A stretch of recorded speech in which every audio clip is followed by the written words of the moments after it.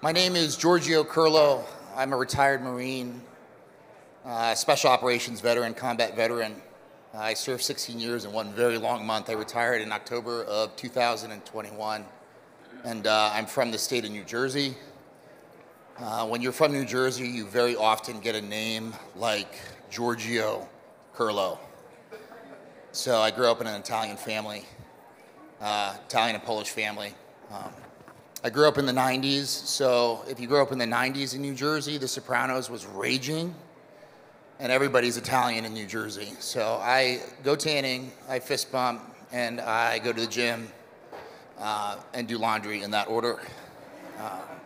Very passionate about that. That's a side project. I'm going to talk to you today about some adult topics. I'm going to share part of my journey and my story that I don't think I've shared on a grand scale with anyone before, outside of a therapist. So just bear with me if I get a little emotional. That being said, here's a trigger warning. I'm going to talk about pulling a trigger, and I'm going to talk about not pulling a trigger and how I came to that point. So I am the product of a broken home. My parents divorced when I was 2 years old. They had a vicious custody battle. And I was in and out of the family court system in the state of New Jersey from the age of 2. The first thing I could remember was a courthouse to the age of 16 when I think they finally decided to give it up. I couldn't imagine what the lawyer fees were as an adult now and kind of seeing how much that must have cost. But for me personally, as a child, it cost me greatly. I just didn't know it. When you're a kid and you're growing up, you don't really have a scale of what is right or what's wrong. You don't know what normal is. You don't know what abuse is.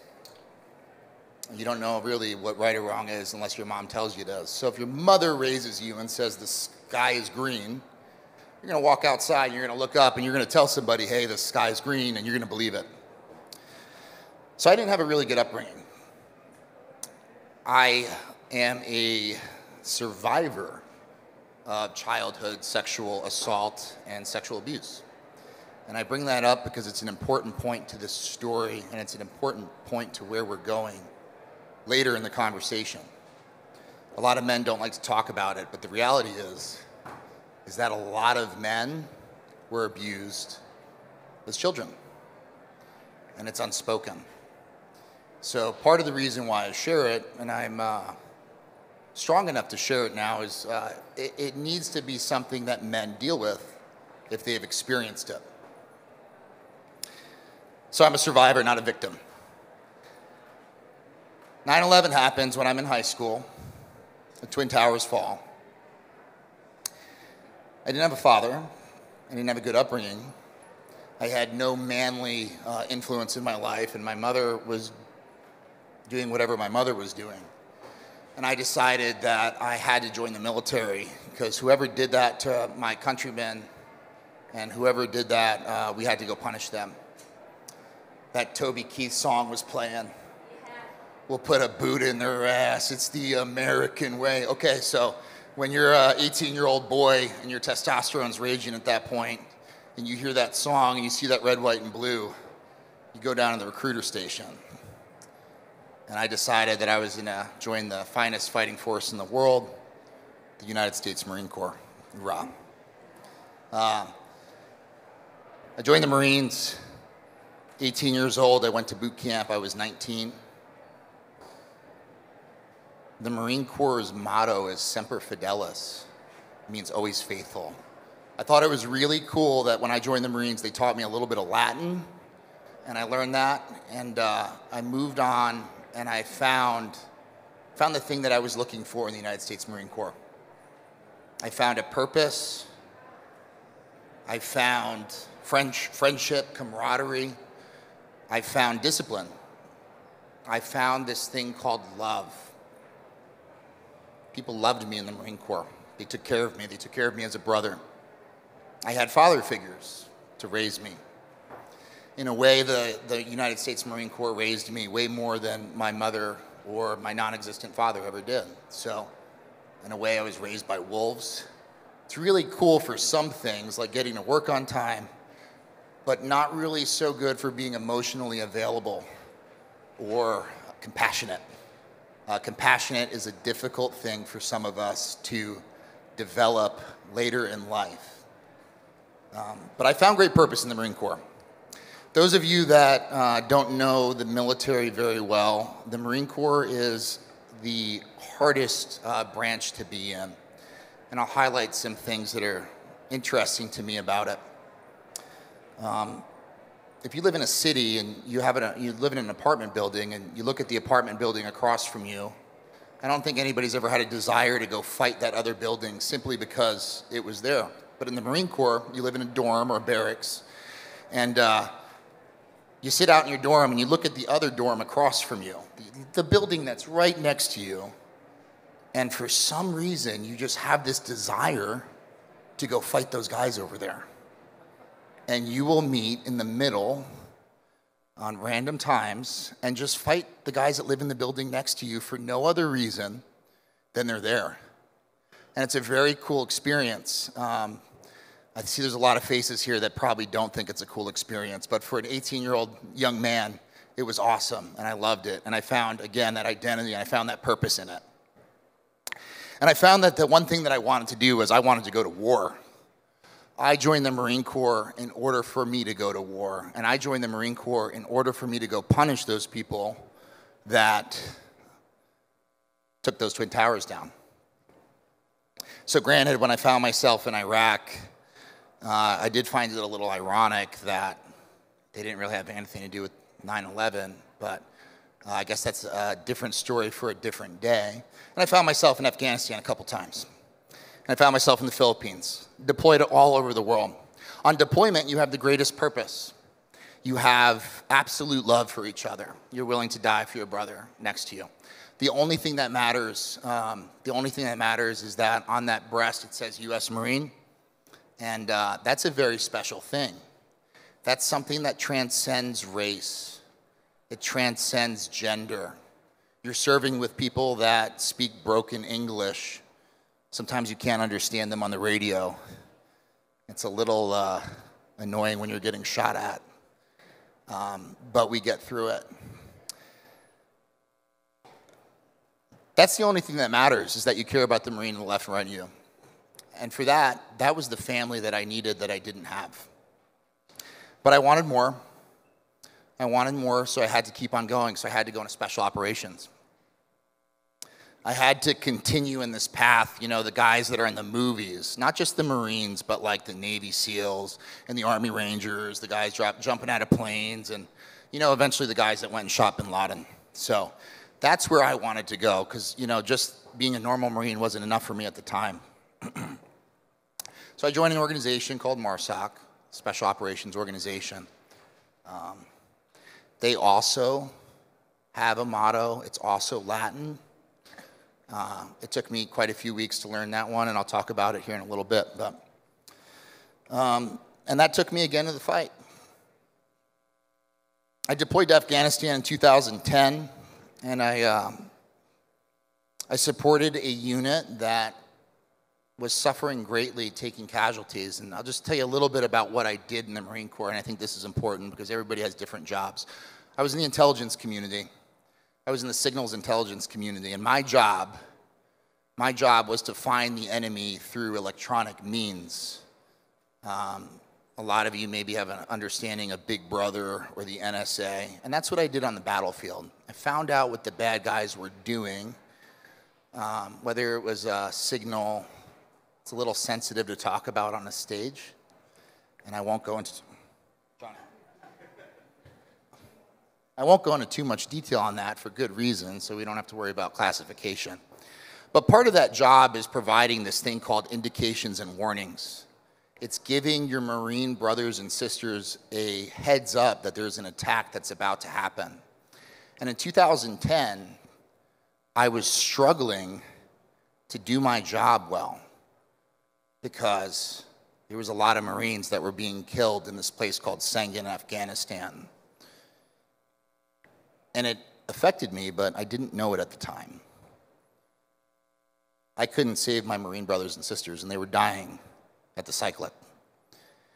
Part of what you do is you listen to the enemy, and after they have a successful attack, they'll tell their buddies what just happened. We just killed an American. And I listened to that night in and night out. And I did that for a couple deployments in Afghanistan. But I never once thought anything of it. While I was out there, I was around a lot of IED strikes and shot a lot of rockets. These things come back to haunt me later in life as well. So there's some considerations here that I do want you to remember. Explosions. And I'd get a headache. And I felt different. And I felt different when I came home. Fast forward through a pretty interesting career with some failed relationships like Marines like to have. Always faithful, a motto, but it doesn't carry over to every single relationship. I went through divorce, struggled, just like many other people do in the military. This is an important point to hold on to later. I ended up in Iraq in 2017 in a role that I think was my finest moment. I was fighting an organization called ISIS. I think a lot of you might be familiar with them because they're still fresh in our mind.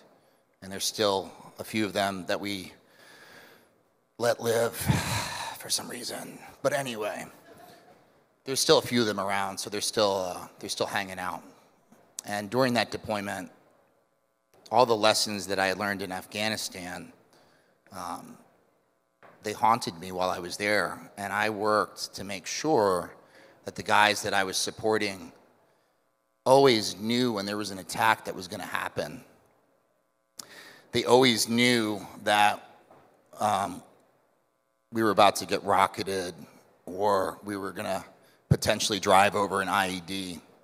I worked very hard to make sure that that happened, and I'm very proud to report that from a lot of my work, we all came home alive. Down. Buddy. I think he's a little hungry. So am I. We were supposed to talk about this a few hours ago. Sorry. Yeah, so I'm proud of what I did out there, and I deployed with some guys, and we did a really good job taking care of ISIS. We're all very proud of what we did. 2017, we come home, and the guys that I was with in Iraq, they're Navy SEALs. A few of them very good men, a few of them not. They decided that they had a conflict. They had a personal conflict, and one thing led to another, and my career came to a smoking ruin. My 6 deployments, everything that I had dedicated my life to, everything that I had sacrificed, was taken away from me pretty quickly. And I struggled. I struggled with this at this time. I think this is the first time that I experienced this thing called crisis. Crisis. I was in crisis. I lost my job, and when I lost my job, I lost my purpose. A lot of people in the military associate their purpose with the uniform that they wear, and I was no different.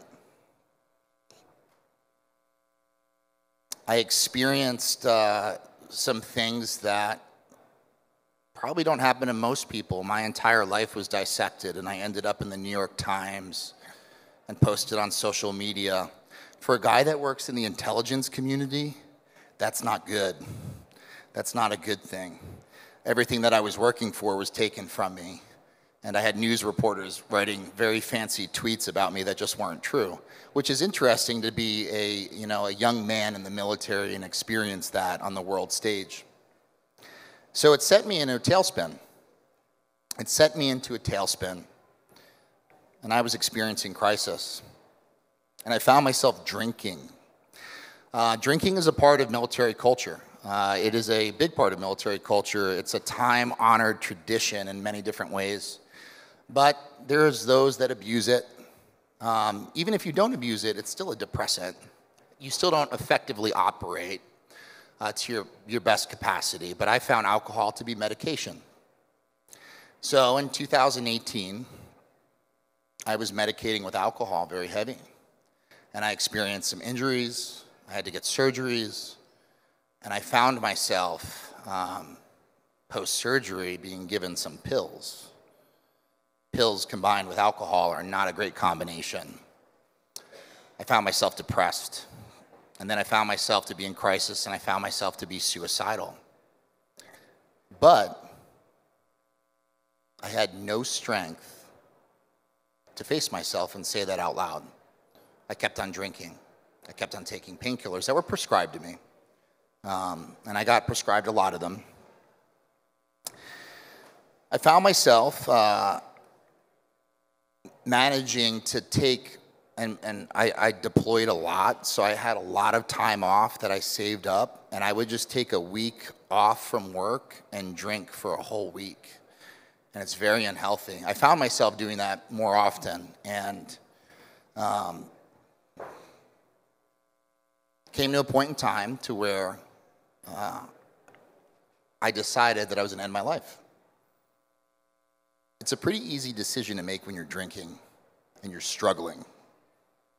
And if you're accustomed to death, and if you're accustomed to combat and war, and you also are suffering from TBI that perhaps you're not aware of, it's actually a very viable option. I went out drinking on a Saturday morning. I was supposed to go see a baseball game in the afternoon with a couple buddies of mine, and I ended up drinking from 9 a.m. to like 2:30, and I didn't make the baseball game. And I went home, and I said, that's it, I'm done, I'm gonna check out. And I passed out drunk. It's kind of cool that I passed out, thank God. But I had a friend of mine that he's probably gonna see this video and it's gonna make him feel emotional, but it's not your fault, it's not his fault. He had no idea what he did for me, but I had a friend of mine come to my house, knowing that I was struggling. He knew that I was struggling, active duty. He was not in the military. He knew I was struggling. He came by my house. He made my phone ring nonstop. And he said, hey, let's go hang out. Let's go. He basically got me out of my apartment. I was still drunk. I came downstairs. I got into his G-Wagon. I went over to his apartment. And he sat me down on his balcony. He sat me down on his balcony, and he put this thing in front of me. It was a mushroom. And I was like, okay, what the hell is this? And he said, listen, I know you're struggling. I know you're going through a hard time. I know that you're, I could tell that you're dealing with some stuff. He put these, okay, when I say he put a mushroom out, actually he put like a whole bunch out.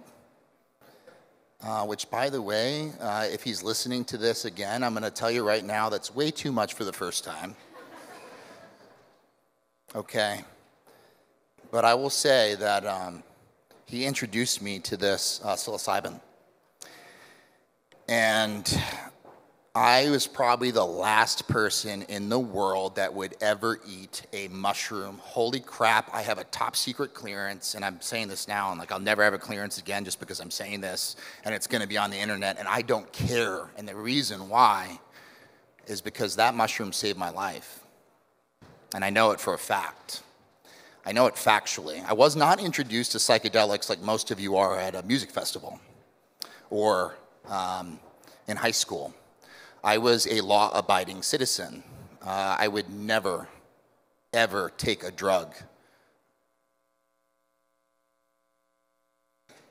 Buddy, down.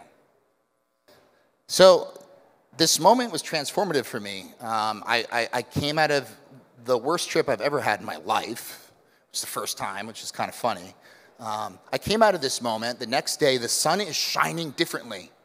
The birds are chirping differently. I walk down the street, and I'm looking around at the earth in a completely different perspective. And I'm still active duty military, by the way. I mean, I'm still putting a uniform on and going to work.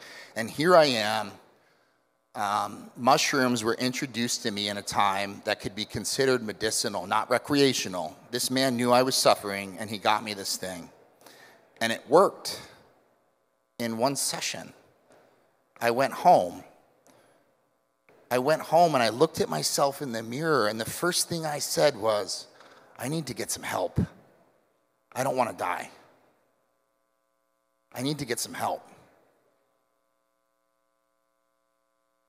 I was in the TBI clinic at the time. All of those explosions over the years, Johnny, get down, buddy. All of those explosions over the years, they tend to add up. Shooting heavy machine guns, being around rockets, that adds up. We're very cognizant of what football players are going through, and we're very cognizant about what professional fighters go through. And we're really starting to take a very good look at head injury, and we're starting to treat it as seriously as it needs to be treated. But for my time in the military, it was really kind of forgotten about until we were all screwed up. So those of you that suffer from TBI in this room, man, I wish we knew what some of the stuff we know now back then, right? So I was suffering from TBI, and I was getting treatment, and I was getting some progress. But I was also depressed, and I was also experiencing suicidal ideation, and I was also incredibly paranoid. When you have the government coming after you for a while for something that was just completely innocuous and you didn't do, you get really paranoid. I was very anxious. So I went to the doctor. I went to the active duty military doctor, and I said, I need to speak with a mental health care professional. I am suicidal. And they said, great, we're going to get you in with a psychiatrist. And they scheduled it. And I went and I saw a psychiatrist. And in a 5-minute meeting, a 5-minute talk. I had a 5-minute talk with this guy, and he prescribed me 3 life-altering, mind-altering substances. He prescribed me a cocktail of pills. Oh, what's going on? I'm having trouble sleeping. Okay. I'm anxious. Okay. I have thoughts of suicide. Okay. How often? You go through the whole list. Blah, blah, blah. What else is going on? Yeah, so you go through this. It's a 5-minute meeting. He prescribes you the cocktail of pills. And I walked out of there. I think a lot of Marines have longer transactions in Thailand than that.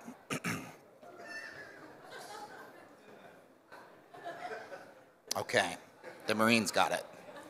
The Marines got it. The Marines got it, okay.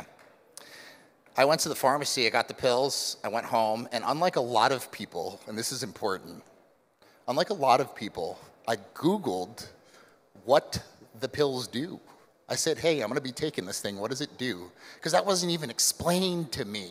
It wasn't even explained. It says, hey, here, take this, you're gonna feel better. And you know what? I'm gonna be honest, I'm not even glossing that over. I'm being very, very, very truthful about the interaction. It was transactional, it was short, and it was dirty in a way. It wasn't good. It was, there was no care to it. It's like, throw these pills at this.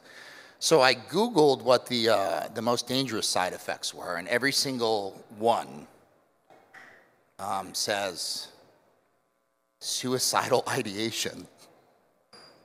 It says on the warning label that one of the possible side effects that I'm getting prescribed for suicidal ideation is suicidal ideation. And I said, man, I just don't think that's a good idea, to be honest. There's got to be something else we could do here. Maybe I'll go talk to a counselor first, or, maybe I will try, something different. Maybe I got to change up my diet. Maybe I'm not exercising. Maybe I'm not sleeping well. Maybe there's other things going on here. Maybe I have a hormonal balance. Maybe there's something going on in my body. Maybe my thyroid's screwed up. I started doing research. I wanted to understand what was going on in my body. I wasn't, an intel Marine, right? I kind of wanted to take a little bit deeper dive and see and attack the problem as a system. So I didn't take the drugs. I had this experience with this mushroom, and I decided, okay, well, I'm just going to microdose this when I need to. But I lived in terror because I was still putting the uniform on and going to work. And I was taking drugs in uniform. Now, for those of us that follow the rules, for those of us that operate at a high level, that in itself caused anxiety. I was introduced to MDMA, and that helps too. I was introduced to some other plant medicine, and I was encouraged to do that, and I know that helps too. But I lived this life of fear while on active duty because I would microdose. But it made me a human, and it helped me get from point A to point B. And I think that's very important. I don't think active duty medicine really is ready to have that conversation yet, but we'll talk about that in a little bit. I get out of the Marine Corps. And when you leave the military, you lose your family in a big way. For me, I didn't have a family. I didn't have that thing to go home to. I had that abusive upbringing. So when I lost my Marine family, I started to dive in a crisis again. And it would manifest itself over and over again. Purpose, identity. Who am I? What am I doing? Why am I like this? Why am I upset? Symptoms of TBI are wild because you could do all the right things and you still suffer, and it's not something that you can necessarily medicate. And that transition period was really hard for me. I think that's a place that in military medicine we're starting to talk about a little bit more. I know that the training's there, but I wasn't prepared. I have a little bit of an ego. So I decided that I was just going to be able to push through it. And that's important, and that's an important point. Guys that serve in the military, guys and girls that serve in the military are incredibly resilient. They're strong. They deal with incredible stressors. They go through things that no one should ever have to experience, and they come out with a smile on the other side. So resilience here is a very interesting double-edged sword.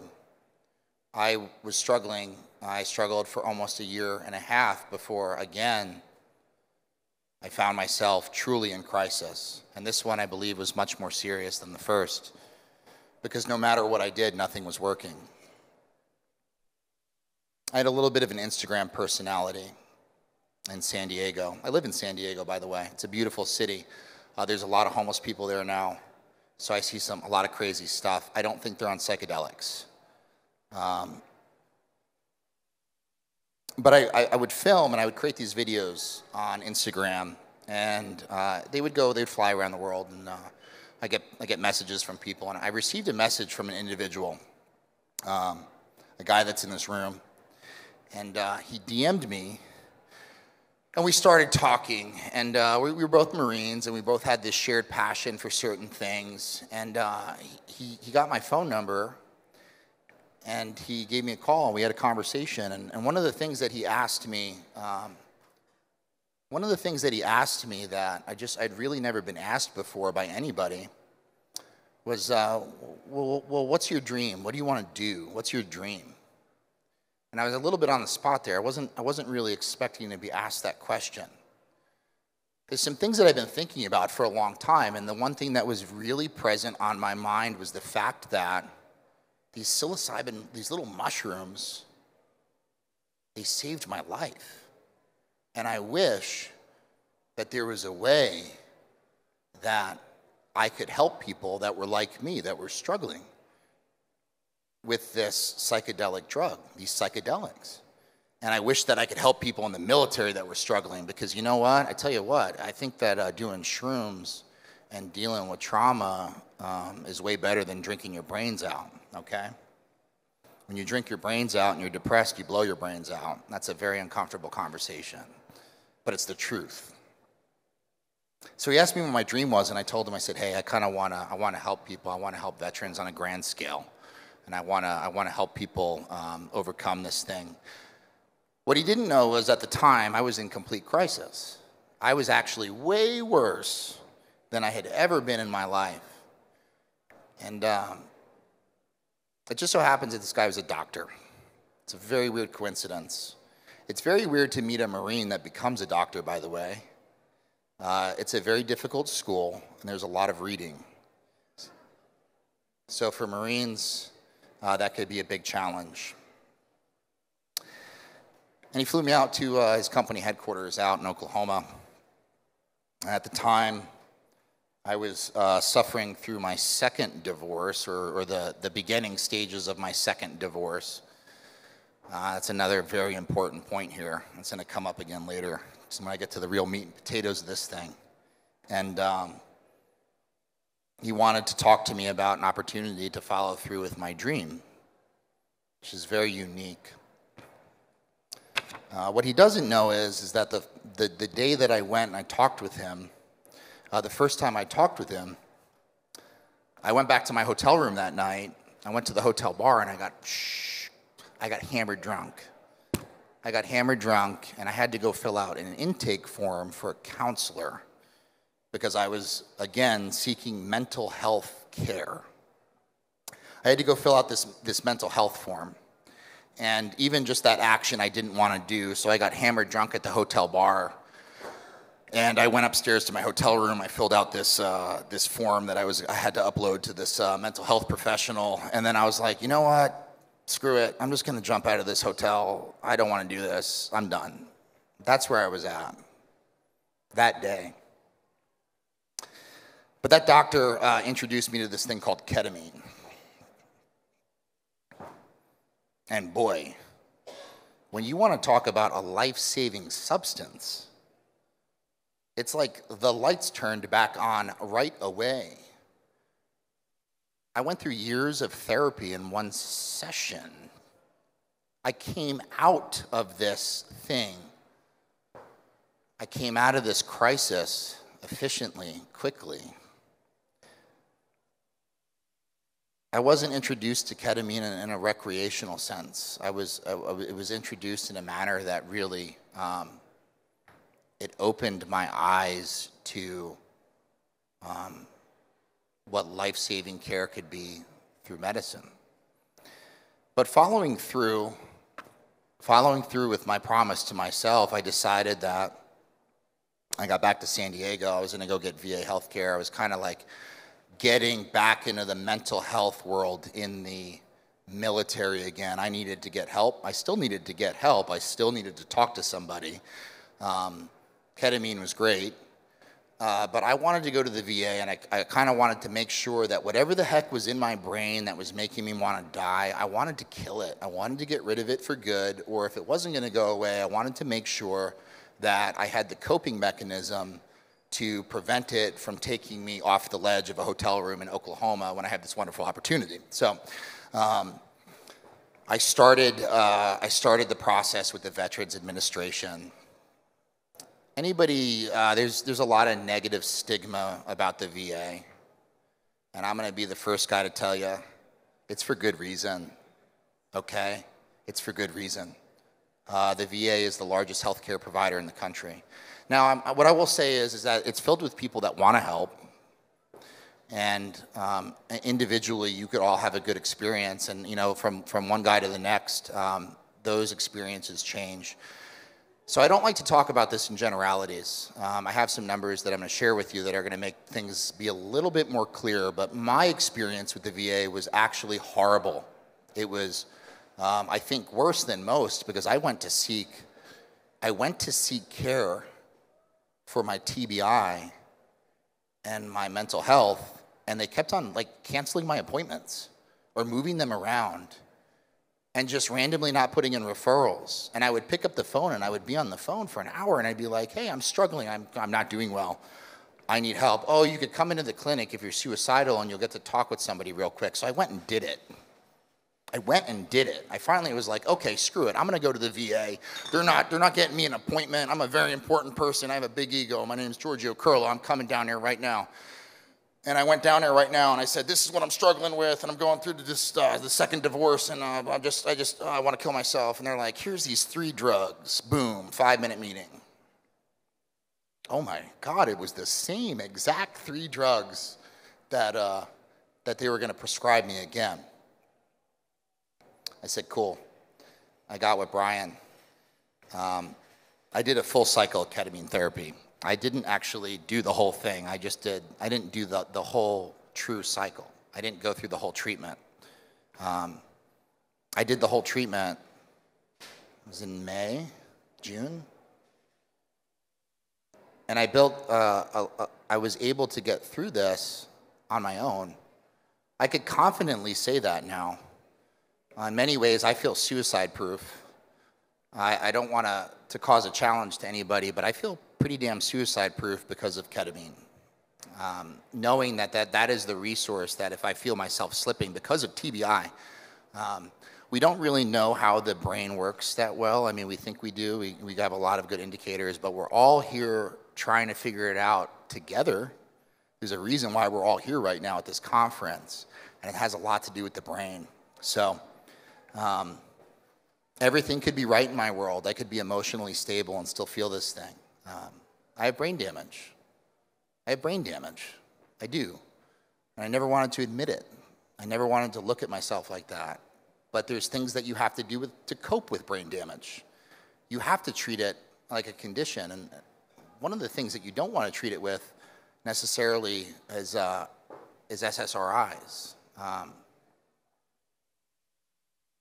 I went through this process and I followed up, and I'm here today because I get an opportunity to follow through on my dream.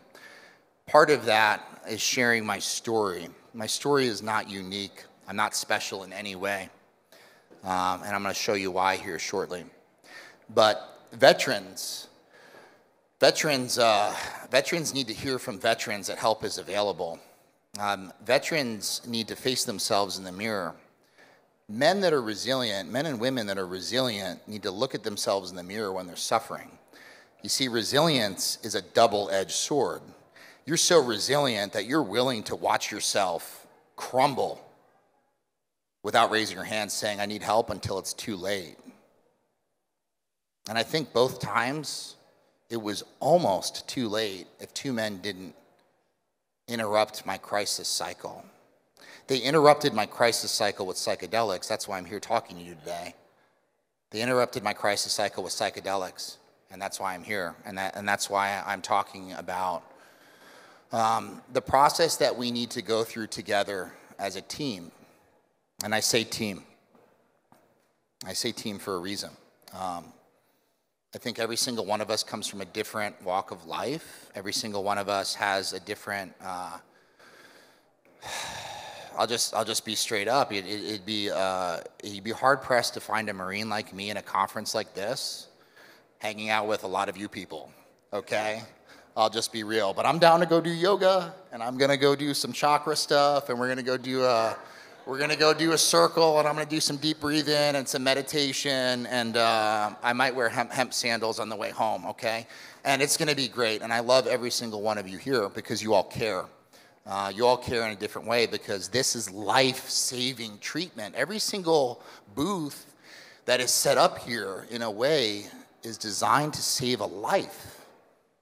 And life is precious. Life is precious. Veterans don't think life is precious. Taking a life for a veteran is really simple. Well, for some of them. For some of them. So taking your own life is not really complicated. But life is precious. Psychedelics help save mine. And this is where the problem comes in. Because I was given an opportunity, I was given a couple second chances because of psychedelics, I decided that I needed to understand what the problem was. I needed to understand why I almost became a statistic. Okay, I talk about that ego again. I've experienced ego death, and it keeps on coming back for some reason, but I'm a pretty intelligent guy. I'm a pretty intelligent person. I like to think that I'm a smart guy. I decided to look at the process. What is the process that I just went through that I almost came here to blowing my brains out or jumping off the ledge of a hotel? I wanted to know what happened. So I started examining my life. I started to examine the pieces of it. And I started to examine the help that I got, the things that worked, the things that didn't. Now, for you medical providers in this room, admittedly, I did not take the SSRIs. So if you're a doctor and you're listening to this, you might be like, well, I prescribed him the drugs and he didn't take them. And like, you're right, I did not take them. But I did do some research, and I think I made a good decision, and I have some statistics to back it up. I do, and I'm going to share them. So I identified the process because if I want to help somebody, I have to understand what the problem set is. And the people that I want to help put on a uniform every single day, and they serve our country and our community. And they do not know what psychedelics are, for the most part, unless they go to EDC and take a couple weeks of leave afterwards. So I decided to attack the system. And the first thing I did was ask the Veterans Administration, after they were going to prescribe me SSRIs, I said, hey, a couple months after completing my ketamine therapy, you know, still keeping on top of it, by the way, it's something that you know, you have to do episodically depending on your problem. Sometimes more than episodically, I would say. I went to the VA and I said, hey, what's the deal with ketamine? This stuff saved my life. I had to go pay for it. I didn't pay for it. Somebody took care of me, but,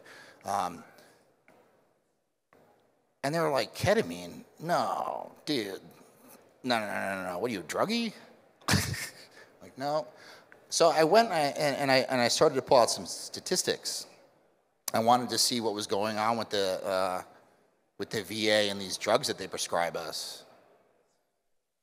9 million veterans receive care from the Veterans Health Administration. 4.2 million of them are prescribed psychiatric medication. That's an amazing number. Nearly half of everybody that goes to the VA is on psychiatric meds.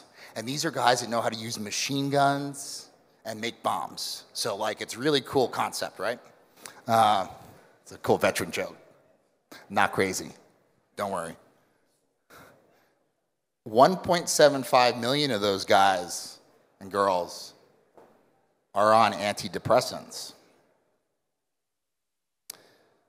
That is a data set that when you look at it, it is undeniable that the VA is throwing drugs at a crisis. The VA is throwing drugs at a crisis and hoping that those pills stick. But we all know that that doesn't actually happen. The reason why that 1.75 million veterans on antidepressants, why that number, it's a big number, 1.75 million. In fact, it's growing. I think it's up to 2 million now. In 2019, the Veterans Administration administered ketamine 16 times, 16 patients. 16 patients, 1.75 million on antidepressants, and only 16 people got ketamine in 2019.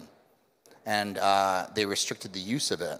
And they said, listen, you have to fail two trials with antidepressants before we will prescribe you ketamine. Well, let me tell you, if you're suicidal and you fail 2 trials, you're probably dead. That's why it was administered 16 times.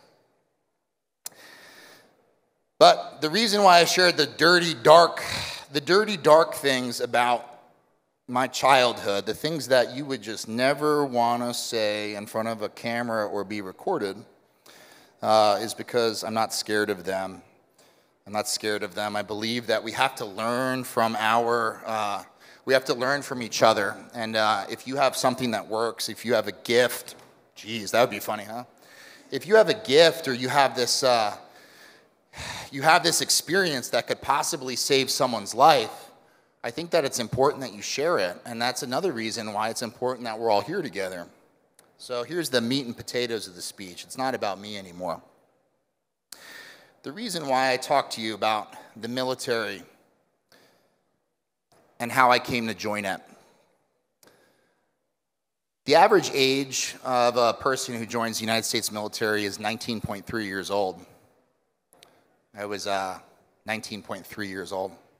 It's kind of creepy. The military has the highest divorce rate of any occupation in the United States. I've been divorced, currently divorcing, so 2 times. When you join the military, on average, 40% of the males that join the military come from a broken home. I came from a broken home. 23% of those males experience household mental illness. My mother is certifiably crazy. Parental separation or divorce, household drug use. 18% of those people experience household drug use. Household alcohol abuse is 34%. Household physical abuse is 29%. Exposure to domestic violence is 27%. Emotional abuse is 43%. If you were touched sexually, 11% of the males who join the United States military with the average age of 19.3 have been touched sexually. And I will tell you that the national average is 4.8. So what that means is that the people that are joining the United States military are damaged before they go to war, before they experience TBI, before they get a hormonal imbalance, before they're exposed to toxic substances that the government doesn't want to talk about that's giving us cancer. 30% of the people that join the military, their parents served. My father was in the Army. So what this means is that we're talking about generational trauma. If you're familiar with it, the things that your parents do, whether you like it or not, are passed down to you. So the military is full of people from day one that they join. 1 out of every 4 males that joins the military has experienced an incredible amount of trauma before they even step foot in uniform. This ties back to military health care for one reason. Point of the speech. The United States military, the Department of the Defense, and the Veterans Administration, they treat us reactively. They treat the symptoms.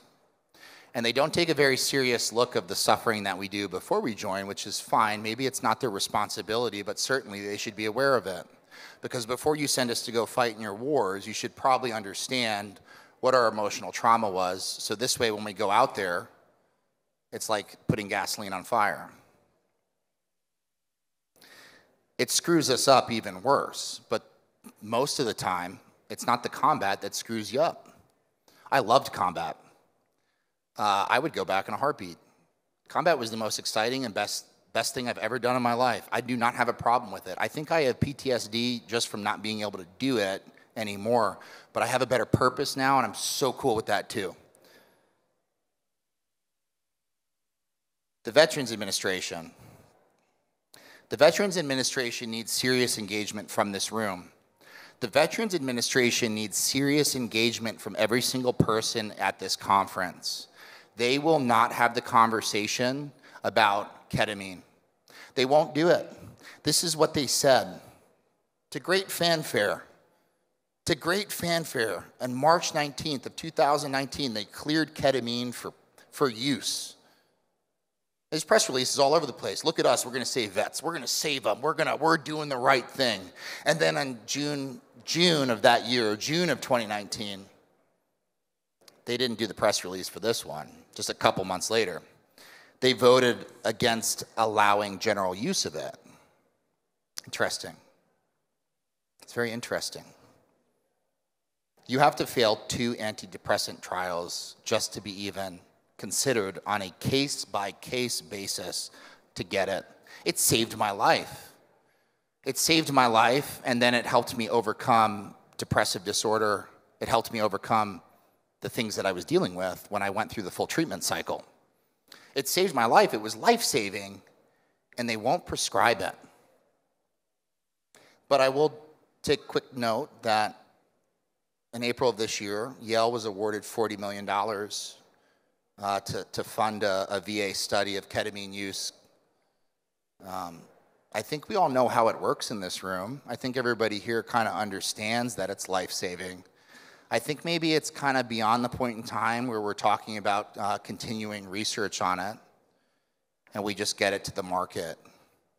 Because veterans are killing themselves, and guys in uniform are killing themselves. The reason why I talk about my active duty time, and the reason why I talk about my trauma before my childhood, is that we need active duty medicine to take a serious look at how they prescribe drugs. Approximately 8% of the force of active duty is on antidepressants. It's a 1.5 million person force. So those are the people that are in uniform every single day. These people are doing the right thing and serving their country, and their country is failing them greatly. And when they leave the service, if you're like me, and you don't have somebody intervene to save your life, and you struggle with alcohol, which is a depressant, and it makes it really easy to blow your brains out. So if you're listening to this, don't drink. Don't drink alone. Don't drink when you're sad. Call a friend. We have to do better by them. So I want to introduce the concept of call to action. Every single one of you, when you walk out of here, when you walk around, you're going to say, hey, you think we could bring this life-saving care not to a veterans charity? I don't want this to go to a slush fund for some guys to use to get their face on TV. And this is important. There's a lot of veterans charities out there. They take in a lot of money. We need to change the United States government. We need to get preventative before we're reactive. Because if we're treating people that 1 out of every 4 males that join the military have already experienced a serious amount of trauma, if we're treating them after a 20-year career, we screwed up. It's too late. That person is scarred for life.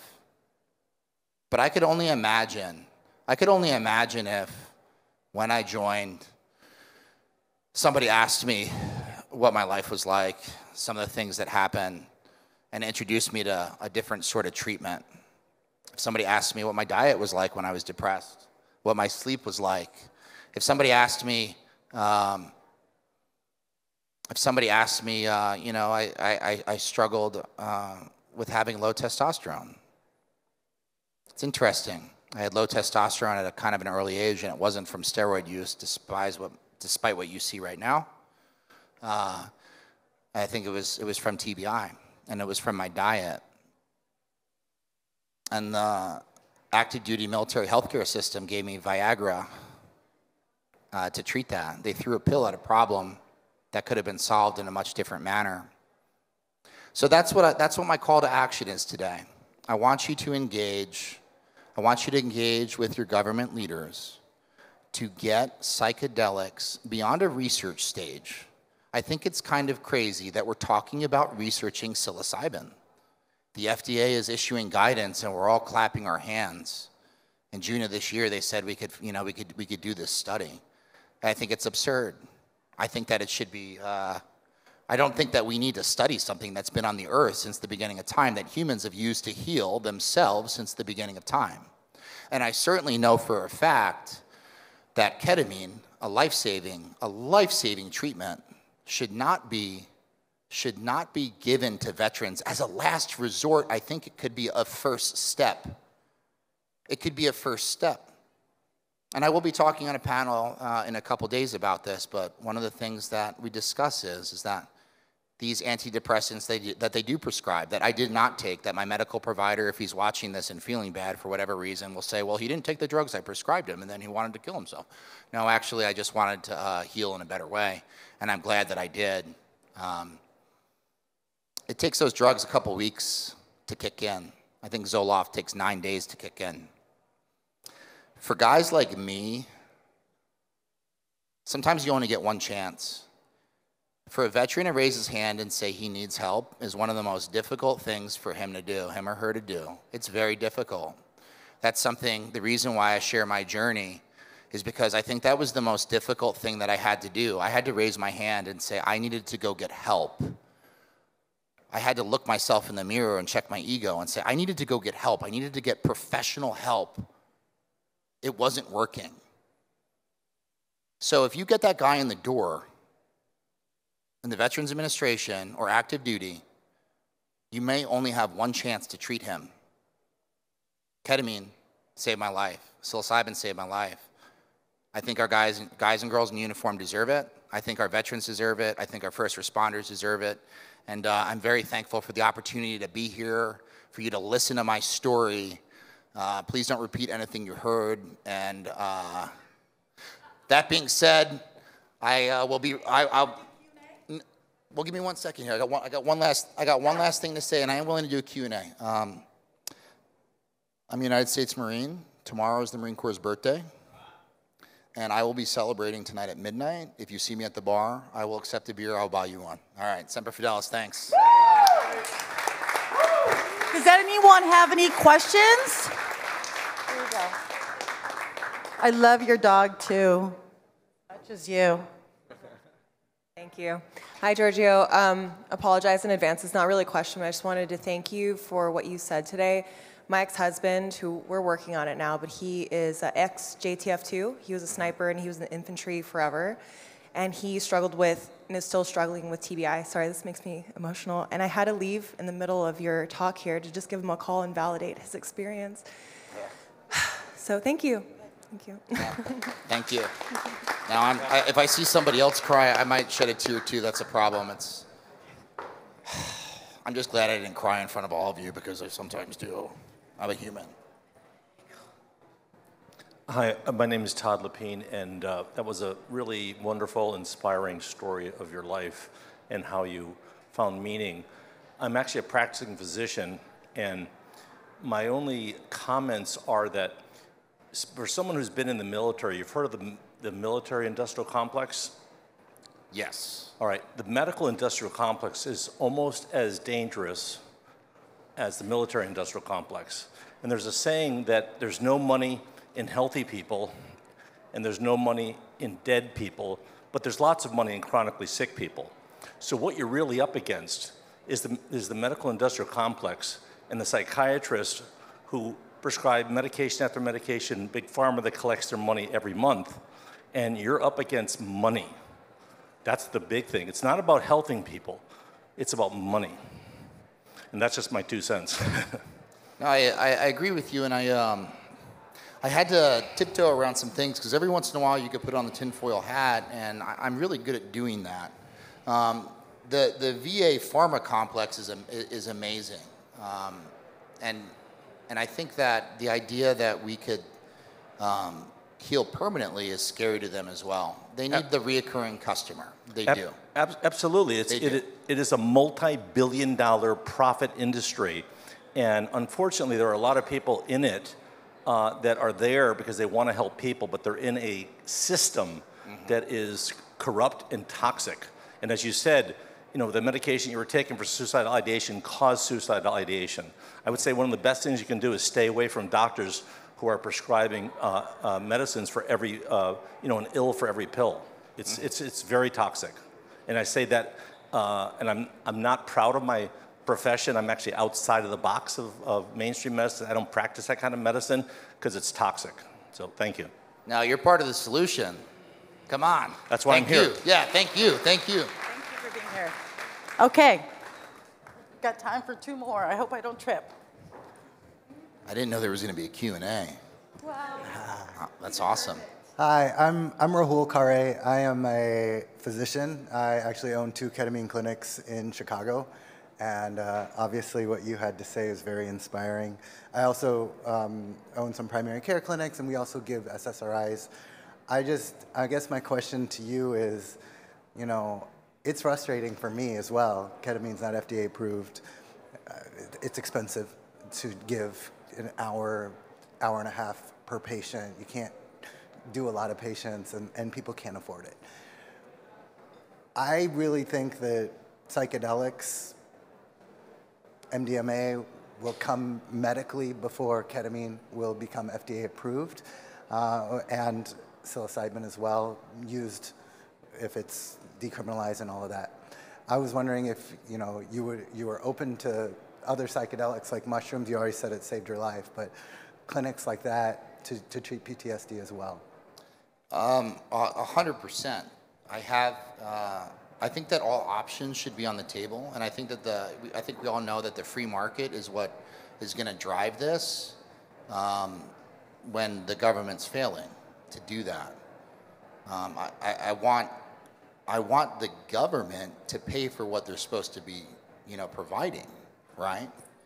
So if there's solutions out there, if there's free market solutions, and let's get the VA to pay the people that are saving lives, let's make it a priority to do that. Instead of getting a guy into the system, maybe he's got to go to the free market to get the care. But the government should pay the guy providing the care at that point.